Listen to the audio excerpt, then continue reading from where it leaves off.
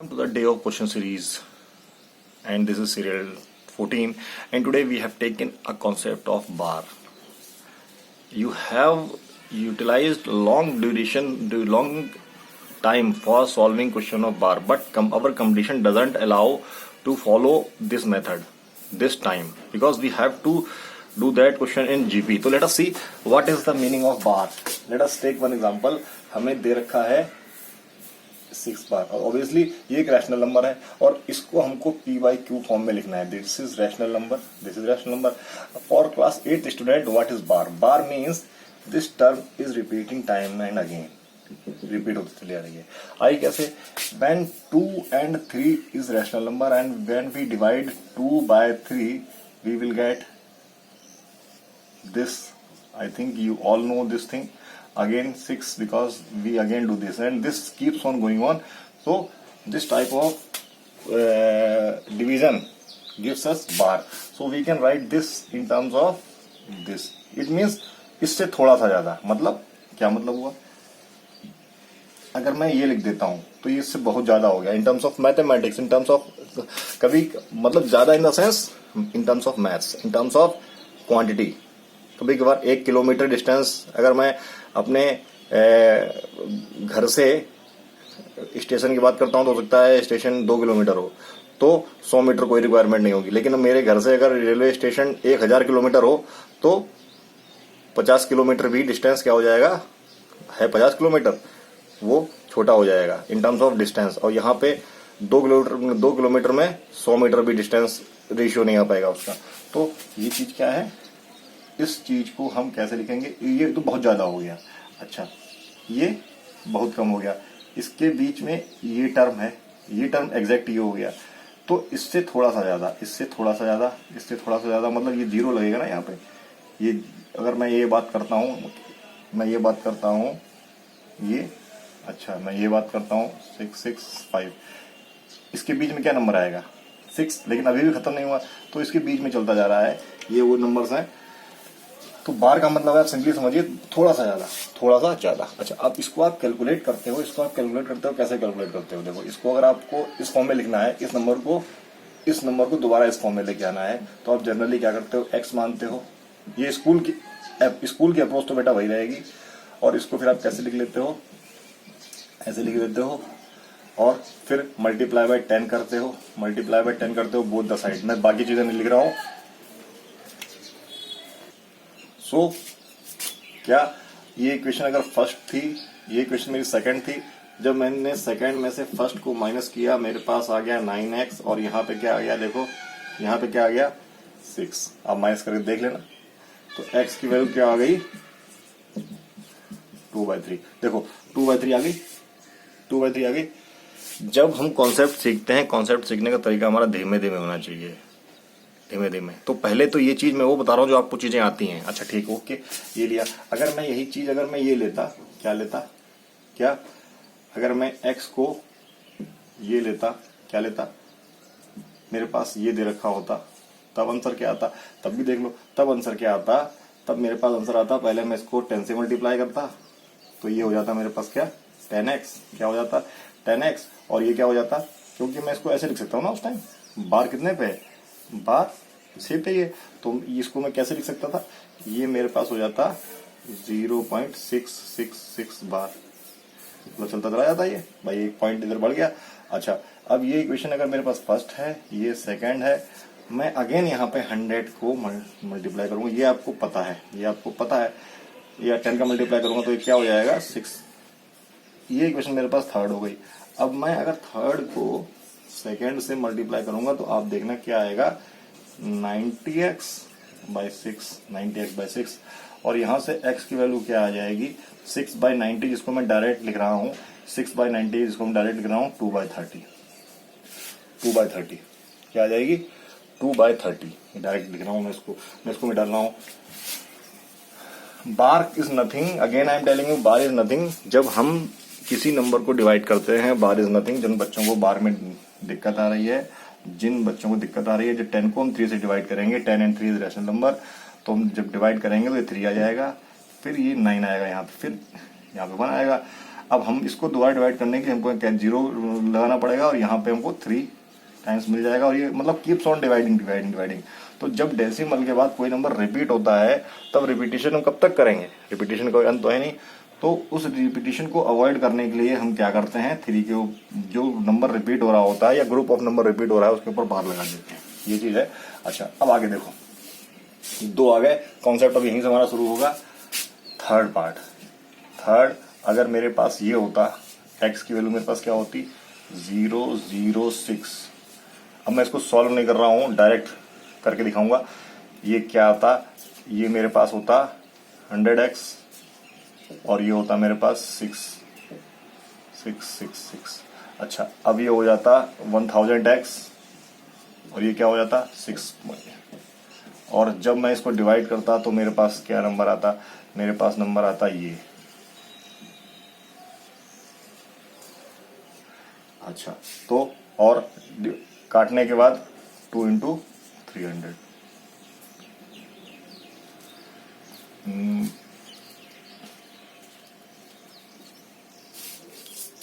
ये नंबर आता। अब आपने एक चीज देखी क्या, जैसे अब यहां से पढ़ने वाली बात आ गई है, अब यहां से पढ़ने वाली बात आ गई कम्पिटिटिव नेचर की। ये हमारे स्कूल लेवल का क्वेश्चन था। अब हमने ये चीज देखी, जब जो डेसिमल था, डेसिमल के बाद डिजिट बढ़ रहे हैं, क्या है डिजिट आफ्टर डेसिमल, क्या है डिजिट आफ्टर डेसिमल। आप एक बार चेक करो, इसमें 1 थे, मैं यहां पे लिख लेता हूं, इसको मैं डालता हूं ए। पहले में कितने थे, जो बार के अंदर अंडर बार, डेसिमल आफ्टर बार बता रहा हूं मैं, डेसिमल में यहां पे 1 दे रखा है, चीज समझो। सेकंड में 2 हैं और थर्ड में कितने हैं 3, जो दे रखा है बार जहां से कंटिन्यू हुआ है, जहां से बार कंटिन्यू हुआ है। Digit after decimal from where bar is continued, from where bar starts, जहां से बार स्टार्ट हुआ है। तो यहां पे आफ्टर भी नहीं है, digit after decimal from where bar starts, यहां पे पहले से स्टार्ट हो गया, यहां से दूसरे से फ्रॉम लिखा, आफ्टर नहीं लिखा, यहां दूसरे से स्टार्ट हो गया, यहां तीसरे से स्टार्ट हो गया। तो जब पहले से स्टार्ट हुआ था, पहले से स्टार्ट हुआ था, तो आपने देखा डिनोमिनेटर में 1 नंबर आया था, डिनोमिनेटर में 1 नंबर आया था। देखो जब दूसरे से स्टार्ट हुआ तब डिनोमिनेटर में देखो 1 0 आया, मतलब इसमें कोई 0 नहीं आया, मैं इसकी बात कर रहा हूं, यहां पे कोई 0 नहीं आया। जब दूसरे से स्टार्ट हुआ तो 1 0 आया, और जब तीसरे से स्टार्ट हुआ तब 2 0 आए। इसका क्या मतलब हुआ, इसका मतलब ये हुआ, अगर आपके पास ये क्वेश्चन होता, ये क्वेश्चन होता क्या, x = 0 0 0 0 6 बार, और मुझे x निकालना होता तो मैं क्या निकालता, मैं जितने टर्म्स के बाद डेसिमल है उतने काउंट करता, 1 2 3 4, मतलब 4 तो 0 आने वाले हैं यहाँ पे, और जितने के ऊपर बार है, जिस डिजिट के ऊपर, उतने एक 9 आने वाला है, और ये 6, ये कहानी खत्म हो गई। ये आप सॉल्व करेंगे तो ही आएगा, और इसको जब आप वो करेंगे तो 2, अभी मैं इसको और डिटेल में बताऊंगा थोड़ा, अब देखना ये चीज। मतलब क्या, आपको पहले देखना पड़ेगा बार कितने के बाद है, बार कितने के बाद है। तो बार आपने देखा यहाँ 1 के बाद है, यहाँ 2 के बाद है, यहाँ 3 के बाद है। तो ठीक है, हम जिसके अगर 1 के बाद बार है तो कितने पे बार है ये देखना पड़ेगा। उसके बाद क्या देखना पड़ेगा, ये देख लिया, उसके बाद देखना पड़ेगा कितने टर्म विदाउट बार है, मतलब ये तो आपने काउंट कर लिया, यहाँ 1 के बाद है, यहाँ 2 के बाद है, तो 2 के बाद है तो डिजिट विदाउट बार कितने हो गए, डिजिट विदाउट बार आफ्टर डेसिमल, सेकेंड स्टेप ये देखना पड़ेगा। ठीक, ये बी पार्ट हो गया, और इतने ही हमको 0 पुट करने हैं, डिजिट विदाउट बार, जिसमें जितने डिजिट विदाउट बार हैं उतने ही हमको 0 पुट करने, उतने ही हमको 0 पुट करने। ठीक है, और जितने पे बार है उतने 9। सी पार्ट क्या है, जितने पे बार है, ठीक, digit with bar, digit with bar, ये आपको देखने हैं। तो जितने डिजिट विदाउट बार हैं उतने पुट करने हैं जीरो, उतने क्या करने हैं पुट जीरो, उतने पुट जीरो करने हैं, और जितने डिजिट विदाउट बार हैं उतने क्या पुट करने हैं पुट 9। ओके, तो देखो कैसे, अब मैं इसको मिटा रहा हूं। अब आप देखना, कोई सा भी क्वेश्चन आप ले लो, अपनी बुक का ही क्वेश्चन लो। जैसे एक क्वेश्चन है हमारे पास, ये क्वेश्चन है क्या 4 7 है, ये x है, तो मैं इसको डायरेक्ट लिख सकता हूं। क्या लिख सकता हूं, पहले मैं काउंट कर लूंगा, ठीक। तो डिजिट विदाउट बार कितने हैं, डिजिट विदाउट बार केवल 2 हैं, 2 जीरो लगा दिए। डिजिट विद बार कितने हैं, 2 हैं, तो 2 मुझे 9 पुट करने हैं, और ये क्या आंसर आ गया 47। देखो क्लियर कट। अच्छा, और देख लो आप, अगर मेरे पास ये आ गया, x की वैल्यू दे रखी है 0 0 0 8 9 1 और इसके ऊपर बार है, तो x की वैल्यू कितनी आएगी, मुझे पता है कि जितने जीरो हैं उतने तो मैंने 0 पुट करने हैं, और जितने ये हैं उतने 9 पुट करने हैं। खत्म। और आप देख लो थर्ड, मेरे पास कोई क्वेश्चन इस तरीके से दे रखा है 0 0 0 0 0 0 2 के बाद बार, तो क्या करना है 1 2 3 4 5 6 जीरो पुट करने हैं, 6 जीरो पुट करने हैं, और बार कितने पे है, 1 के ऊपर है 9 2। मतलब अब मैं इसको डिटेल में लिखवा देता हूं, तो ये मैंने डेरिवेटिव लिख दिया है। ऑब्जर्वेशन क्या है, consider all the digit after decimal. तो मैं यहाँ पे 2 एग्जांपल ले लेता हूँ। एक एग्जांपल में ले लेता हूँ, एक ए ले लेता हूँ, एक बी ले लेता हूँ, क्या 0.00023, एक ले लेता हूँ 0.0000849। अच्छा, मैं इसके ऊपर बार लगाता हूँ, इसके ऊपर बार लगाता हूँ, तो एक के हिसाब से अगर मैं क्या consider all the digit including bar digits, तो कितने डिजिट है इसमें 1 2 3 4 5, आफ्टर डेसिमल की बात कर रहे हैं, कितने हैं 5 है, 5 डिजिट है। इसमें कितने हैं 1 2 3 4 5 6 7 8, इसमें 8 डिजिट है। बेटा कंपटीशन में टाइम नहीं होता हमारे पास करने के लिए। अच्छा, अब इसका मतलब क्या हो जाएगा, डिनोमिनेटर में इतने प्लेसेस आएंगे, डिनोमिनेटर में जो हमारा आंसर बनेगा उसमें इतने प्लेसेस आएंगे। तो मैं इसको मिटाता हूं, डिनोमिनेटर में हमारे क्या है, एक जगह 5 प्लेसेस आएंगे, जो डिनोमिनेटर है हमारा ए का डिनोमिनेटर है वहां पे 5 प्लेसेस आएंगे, 1 2 3 4 5। जो बी है वहां कितने प्लेसेस आएंगे 8, 1 2 3 4 5 6 7 8। एक बाद में आपको करने की जरूरत थोड़ी ना पड़ेगी। अच्छा, अब काउंट जीरोस बिफोर बार, कितने हैं, बार के पहले जीरो कितने हैं, डेसिमल की बात हो रही है, एक के बाद है इसमें 1 2 3 जो काउंट कर लिए, तो क्या है पुट जीरो, पुट जो जीरो है ना, put zero before bar, put equal zeros in denominator, जो हमने काउंट किया था डिनोमिनेटर में पुट कर दो। तो इस केस में ए में जो था, ए में कितना था, अच्छा इसको सेकंड डाल लेते हैं, फिर इसको थर्ड डाल लेते हैं। अच्छा, जो ए में कितने जीरो थे 1 2 3, बी में कितने जीरो थे 1 2 3 4 5, तो जीरो पुट कर दो, कहां से, यूनिट डिजिट से। देखो 1 2 3, अच्छा यहाँ 5, 1 2 3 4 5। अच्छा, अब count digit under bar and put that equal 9s, put equal 9s है, ठीक है 9s इन डिनोमिनेटर। हर चीज लिखना तो पॉसिबल नहीं है, कुछ समझ भी लो कहां पुट करना है डिनोमिनेटर में। ए में कितने हैं, ए में है 2, और बी में कितने हैं, बी में कितने हैं 3। तो ये हो गया और इसमें हो गया 3, ये हो गया। अच्छा, अब डी स्टेप क्या है? डी स्टेप क्या है? डी पॉइंट है put digit under bar in numerator, digit under bar in numerator.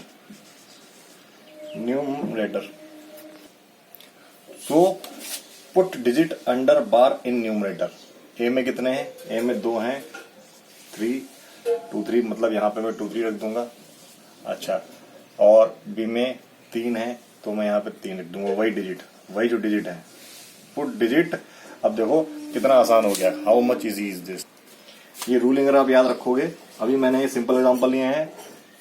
In next class of this मैं थोड़ा वो वैल्यूज बताऊंगा जहां पे इनमें जीरो नहीं होंगे, तो लेट अस कंसीडर सम मोर एग्जांपल्स। मैं इसको मिटाल रहा हूँ, क्लास इज गेटिंग लॉन्गर, तो मैं इसको मिटाल रहा हूँ, फिर आपको बताता हूँ कुछ और questions.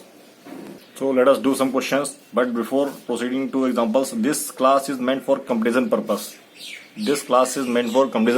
In school classes, in your school, you have to do all the steps which I have uploaded in my regular class videos. These are questions for what? For competitive purpose. Those students who are preparing for competitions, they are looking for competition in their coming future. ये आपको तब बताया जाएगा जब आप 12th पास हो जाएंगे, लेकिन ये आपको अभी, और जो बच्चे होशियार हैं वो अभी सीख रहे हैं। Those who are preparing for military schools and they are knowing this concept, तो कोई बड़े कॉन्सेप्ट नहीं है, आपको टाइम सेविंग कॉन्सेप्ट आने चाहिए। अब देखो इन क्वेश्चन को मैं जो कॉन्सेप्ट मैंने इतनी देर में समझाया है, बना पाया हूं मैं, उसको मैं कैसे लगाता हूँ, और कल इसके ऊपर वाला कॉन्सेप्ट लेके आऊंगा। अच्छा, अब देखो पहला स्टेप कितने हैं, बार कितने पे है? 3 पे है, तो मतलब 3 प्लेस होंगे, और 3 पे होंगे, 3 प्लेस आएंगे नीचे। अच्छा, विदाउट बार कोई है यहाँ पे? विदाउट बार कोई नहीं है, इसका मतलब विदाउट बार कोई नहीं है। बार के नीचे कितने नंबर है? 3 नंबर है, तो और ऊपर कितना लिखा जाएगा? जो बार के अंदर नंबर है, बार के अंदर क्या नंबर है? देखो कितना टाइम लगा। अच्छा, मैं इसको डायरेक्ट करता हूं, बार के अंदर बार कितने पे है? 2 पे है, तो 99, कोई जीरो तो है ही नहीं, और बार के अंदर क्या डिजिट है? 23। सिमिलरली यहाँ डिजिट डेसिमल के आगे कितने डिजिट हैं? 1 डिजिट है। विदाउट जीरो, विदाउट मतलब कोई विदाउट बार है? कोई नहीं है। बार के साथ कितना है? 1 डिजिट है, बस। अच्छा, इसको देख लेते हैं, कितने डिजिट हैं? 2 डिजिट हैं। विदाउट बार इसके बीच में कोई डिजिट आ रहा है? नहीं आ रहा है, तो जीरो नहीं लगने वाले। लेकिन बार के नीचे कितने डिजिट हैं? 2 डिजिट हैं, 99 आ गया। बार के साथ कितने डिजिट हैं? ये ऊपर आ गया। कट रहा है, उसको काट सकते हो आप। यहाँ पे डायरेक्ट लिख देता हूँ, कितना कम टाइम लगने वाला है मेरे पास, अब आप देख सकते हैं। अच्छा, थोड़ा इसका इलस्ट्रेशन कर लेते हैं, थोड़ा इसको टीवी डिफिकल्ट लेवल बढ़ा लेते हैं। क्या अगर यही मेरे पास क्या होता? अच्छा, यही मेरे पास क्या होता? अच्छा, यही मेरे पास क्या होता?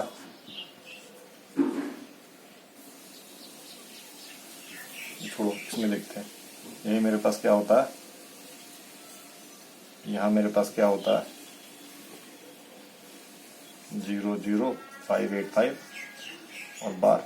अच्छा, तो अब क्या, कितने डिजिट है? 3, तो नीचे 3 प्लेस आने वाले हैं। जीरो कितने पे है? 1 पे, मतलब विदाउट बार जीरो कितने पे? 1 पे। बार कितने पे? 2 पे। कितने पे बार है? 23 पे। अच्छा, अगर यही यहाँ पे ये हो जाता, क्या हो जाता? यहाँ पे अगर ये हो गया होता तो हम क्या करते?